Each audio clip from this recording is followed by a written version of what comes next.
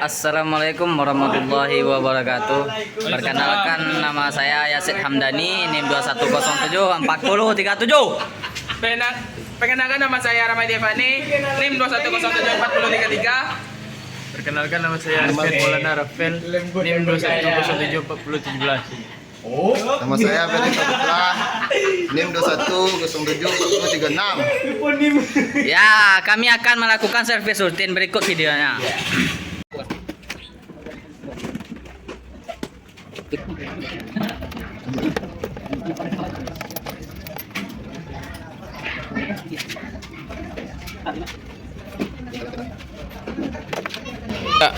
Yang pertama kita akan periksa busi.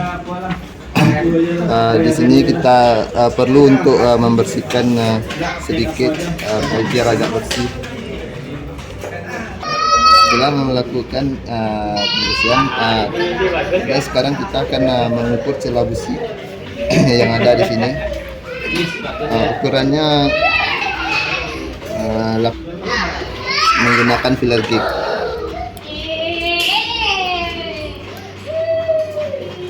Di sini kecil celah businya terlalu renggang, sehingga masih longgar.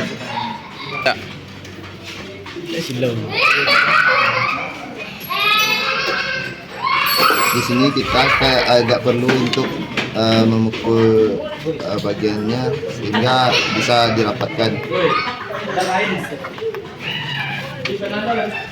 Setelah dipukul dan celahnya sudah terlihat, berarti sudah aman. Setelah melakukan pemeriksaan, lalu kita lakukan untuk pemasangan. Sebelum melakukan pemasangan, kita harus melakukan pembersihan di bagian lubang busi supaya tidak ada oli yang keluar. Setelah melakukan pembersihan, lalu kita akan memasang kembali.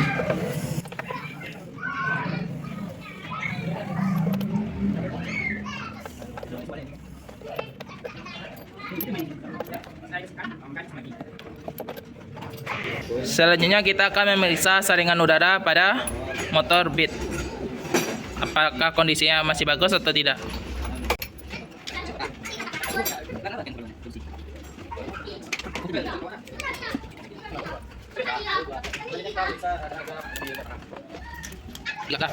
Setelah melakukan pembongkaran, di sini kita akan membersihkan bagian dalam rumah saringan udara atau dan cover. Pastikan semua sel karet pada rumah cover sudah pada tempatnya. Di sini bagian saringan udaranya sudah kotor, sudah diganti, dan kadang ada yang oli-oli yang nempel dan berkarat, dan akibatnya saringan udara bisa tersumbat dan harus diganti. Kita untuk memasang babnya kita membutuhkan 1,1.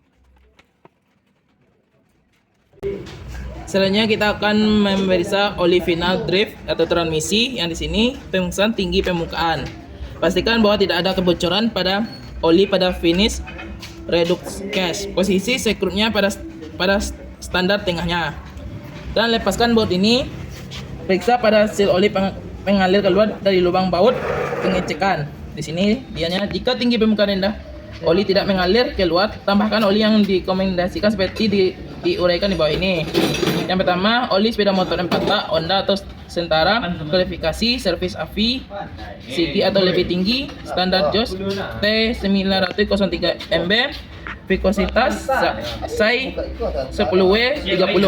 Pastikan baut ini tidak kencangan oli tank water sealing baut, kencangan torsi sesuai frekuensinya, yaitu 13 Ndtm atau 1,3 kg F mili.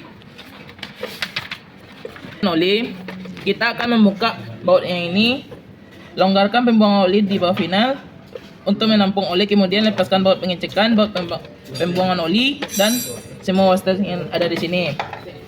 Torsinya adalah untuk pengecekan sudah keluar yaitu 13 N DTM 1,3 kF, isi final redox gas dengan oli yang direkomendasikan sampai tinggi, permukaan yang tepat. Pasang baut pengecekan dari wastel ini dengan kencang dengan torsi seperti yang kita sampaikan dari tadi.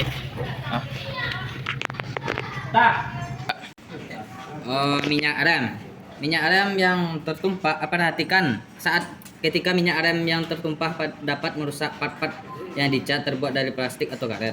Tumpahan part-part ini harus dilap dengan kain setiap kali sistem di servis. Catatan 1, jangan mencampurkan banyak-banyak jenis minyak rem oleh karena jenis-jenis minyak rem tersebut tidak cocok satu sama lain. Kedua, sistem jangan sampai ada benda asing yang masuk ke sistem rem saat mengisi reservoir.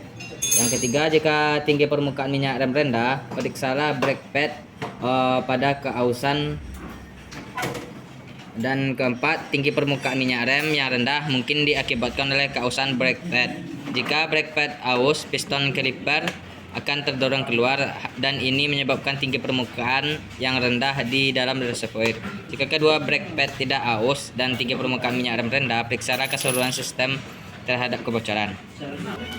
Selanjutnya, kanvas rem tromol belakang. Periksa posisi indikator keausan ketika handle rem ditarik. Jika indikator bertepatan dengan tanda C3, periksa tromol rem. Apabila tromol masih di dalam batas servis, ganti kedua kanvas rem tromol belakang. Periksa sambungan longgar, jarak main bebas yang berlebihan atau kerusakan lain pada kabel rem dan handle rem. Ganti atau perbaiki bila perlu. Ukur jarak main bebas handle rem belakang pada ujung handle. Jarak main bebasnya 10-20 mm. Selanjutnya, lampu rem. Switch lampu rem pada handle rem tidak dapat di setel jika aktivitas switch lampu rem dan pengiriman rem tidak sinkron. Ganti switch atau part yang sudah rusak dari sistem. Periksa lampu rem menyala tetap sebelum pengiriman terjadi.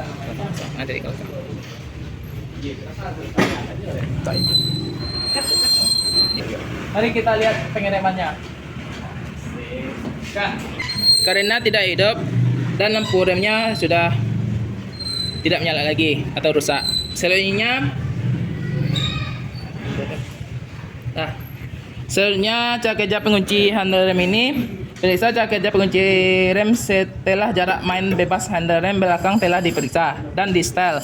Ini setelannya di bawah.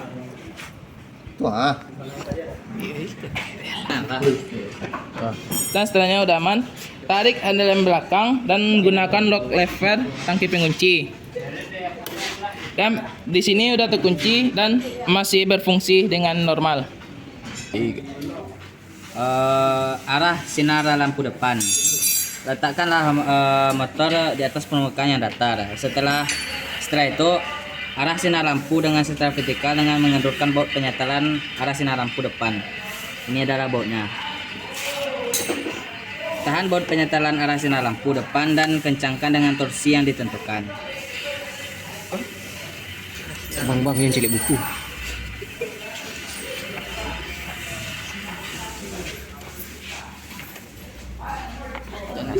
Dan torsi di sini adalah 2,0 N/TTM atau 0,2 kgf TTM. Selanjutnya kita akan mengukur celah katup dengan ukuran 0,02.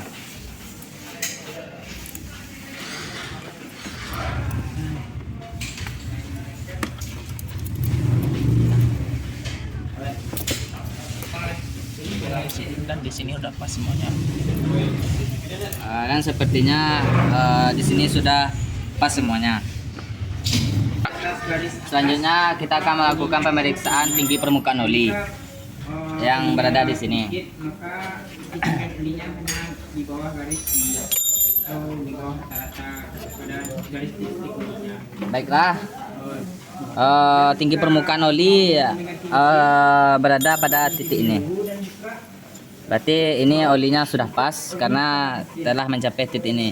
Dan lebih penting saat mengecek oli kita harus menggunakan standar kaki 2 untuk menyamaratakan, dan tempatnya harus datar agar tidak keliru dalam melihat tinggi oli pada motor tersebut.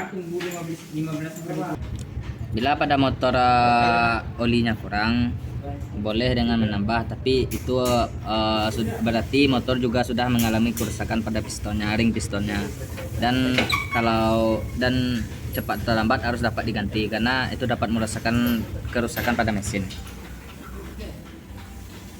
Ya.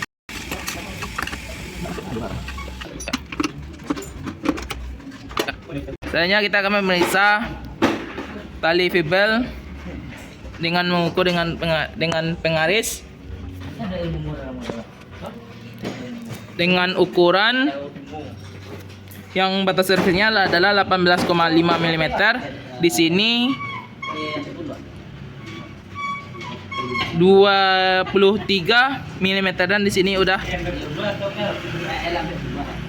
di sini 23 fibelnya dan sudah berkembang, udah lebar. Untuk kualitas bibelnya tidak ada retak-retak, masih aman.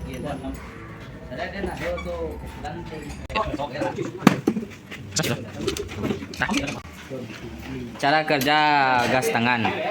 Pemakaian kembali kabel gas yang rusak, tertekuk atau bengkok secara tidak normal dapat mengganggu cara kerja kabel gas yang benar dan dapat mengakibatkan hilangnya pengontrolan atas gas pada saat pengendaraan. Periksa terhadap pemburukan kondisi atau kerusakan kabel gas. Pemeriksaan kelancaran cara kerja handle gas. Periksa bahwa gas membuka dan secara otomatis menutup kembali pada semua posisi kemudi. Jika handle gas tidak kembali dengan benar, lumasi kabel gas. Untuk melumasi kabel gas, 2, 3. dan di sini kabel gasnya dalam kondisi baik, jadi tidak perlu memberikan atau melumuri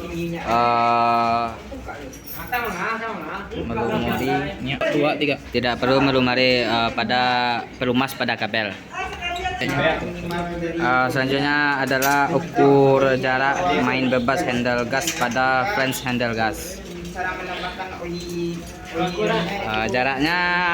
Jarak main bebasnya adalah 2 sampai 6. Di sini ukurannya adalah 6. Dan sini baik. Dan kondisinya baik. Selanjutnya saluran bahan bakar. Lepaskan box nasi, periksa selang pengaliran bahan bakar terhadap pemburukan kondisi, kerusakan atau kebocoran. Ganti selang bahan bakar bila perlu. Juga periksa peralatan pemasangan selang bahan bakar terhadap kebocoran. Pasang part-part yang dilepaskan dalam urutan terbalik dari pelepasan. Selanjutnya pemeriksaan saringan bahan bakar di dalam ini, karena ada bensin di dalam ini nggak saya buka. Yaitu pemeriksaan yang pertama adalah saringan bahan bakar 2 ke 2 spot. Di dalam ini ada dengan sedikit meletakkan kaitan, kemudian putar saringan searah jarum jam, tarik saringan ke atas, lepaskan dari pompa bahan bakar. Dan di sini kira-kiranya di sini udah kotor saringan bahan bakarnya, kita harus ganti. Dan tepatkan di dalam arah yang benar sehingga tanda segitiga pada saringan dan bodi pompa bahan bakar akan saling bertepatan saat berkaitan. Di sini untuk melakukan pembongkaran pada filter minyak. Di sini kita harus berhati-hati untuk melepas ya. Masih baru aja. Jadi masih baru mah. Dimana kita harus menyesuaikan posisi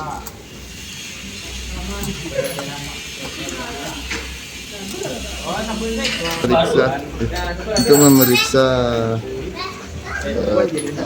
filter udara minyaknya, kita melakukan Enggak. untuk batas servisnya di sini 4.000 km. Lalu langsung di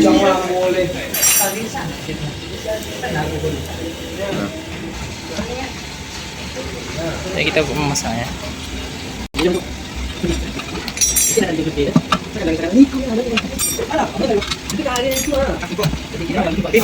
Selanjutnya pemeriksaan kampas rem.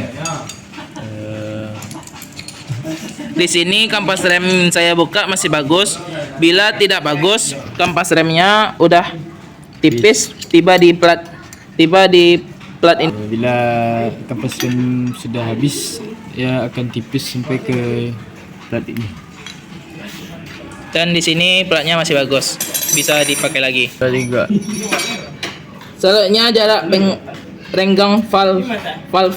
Pemeriksaan. Periksa dan setel jarak renggang valve sementara mesin dengan keadaan dingin dengan suhu 35. Lepaskan berikut ini cover dan kipas pendingin ini.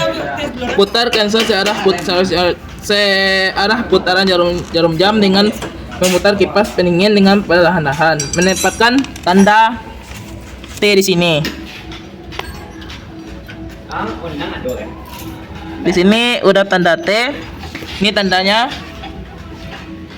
pada tanda T pada flywheel dengan garis penunjuk pada cancel kanan di sini. Di sini. Ini T-nya nih. Sebab itu posisi ini dapat dipastikan memeriksa bahwa ada keadaan pada roket arm yang sudah dibuka dari tadi. Jika tidak ada kekenduran, hal ini disebabkan karena piston sedang bergerak melalui langkah pembuangan ke TMA. Putarkan satu putaran penuh dengan memutar kipas pendingin dengan pelan dan menempatkan tanda T.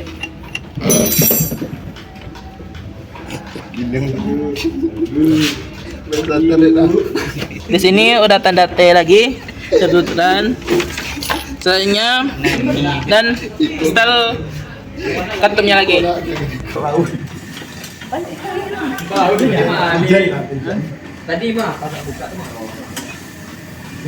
Baiklah, ini adalah kondisi kampas rem belakang pada motor ini. Sebenarnya kampas remnya masih bagus, cuma sudah agak sedikit aus, mulai aus. Dan bannya di dalam tempat tromolnya udah kotor banget nih, udah berkarat. Selanjutnya kita akan pemasang ban kepada kampas rem ini. Kita bersihkan sedikit yang udah kotor di dalam kampas rem. Jangan lupa di kompresor. Bila keras masuk kepada tromol, kasih gomok di lingkaran asnya dan pukul sedikit. Selanjutnya kita akan memeriksa suspensi depan. Periksa cara kerja fork dengan menarik handle rem depan menaikkan suspensi depan beberapa kali. Periksa keseluruhan as terhadap tanda-tanda dan coba apa? Di sini suspensi depannya masih bagus dan bisa main apanya suspensinya. Selanjutnya suspensi asbet dengan menekan beberapa kali. Perhatikanlah. Di sini pernya main masih bagus.